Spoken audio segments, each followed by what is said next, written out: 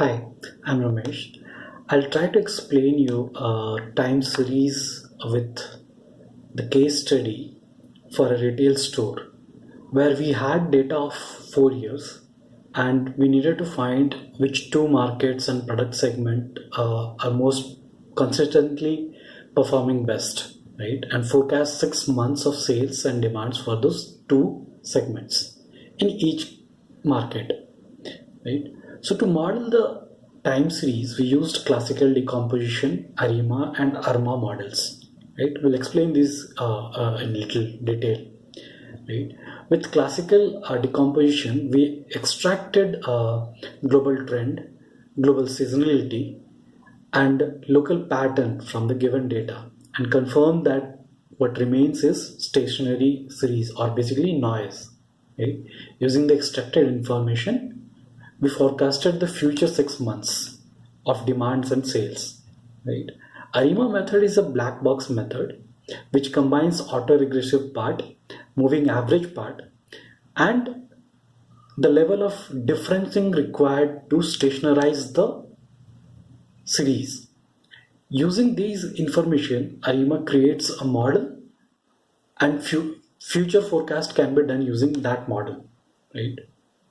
If there is no trend or we find the series to be stationary, we would use ARMA model, right? As the model is already stationary, we would not require a differentiating.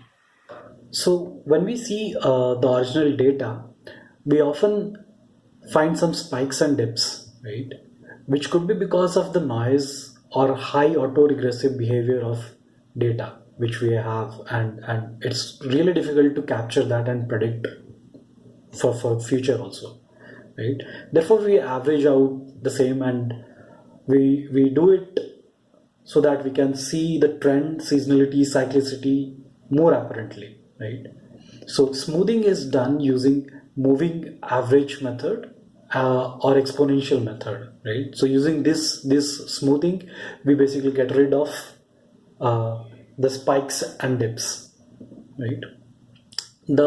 The smoothing method basically gets the trend effect of old data in the series and current data to predict the current smooth data, right? But if you don't know the current data but know the trend and the past values, we would be able to find the current value as we already have the trend and we have seen how the data is going ahead, right? So this is the way smoothing method is also used to predict the future data, right?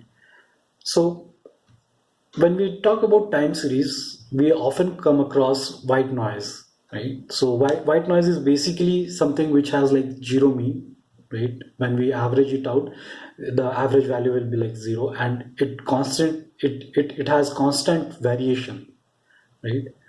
It is strongly stationary, and KPSS and ADF tests usually help us find if a series is stationary or not and conclude whether it is white noise or not, right? So any series that is noise doesn't add up to the predictive part of the series because this causes a lot of issues in correctly predicting the future, and hence we need to find out if the series is stationary or not, right?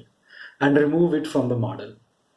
A time series needs to be a weak stationary because a trend or seasonality makes it difficult to find if there is any correlation or not between old data and current data, right? That is why trend is removed first, and after that the local pattern is found out, right? So when a time series is stationary, we can use ACF and PACF to find if there is any correlation, right, between the lagged values. So it will tell us whether the old data is affecting our current data or not, if there is any pattern still left in the local pattern or not, right? So if we find this correlation, that implies that old values move the current value and we should know how it affects the current value, then we will be able to predict the future properly, right?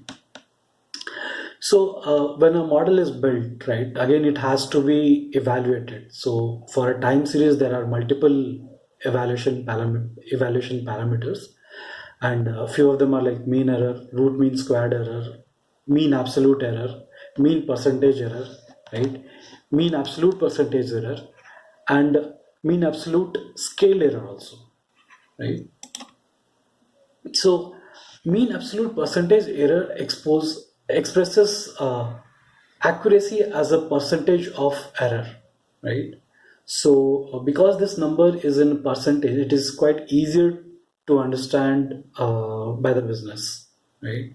Who doesn't understand statistics pretty well, for them it is quite easier to grasp, right? So, for example, a mapper of 5 would say like, okay, the forecast will be off by 5%, right?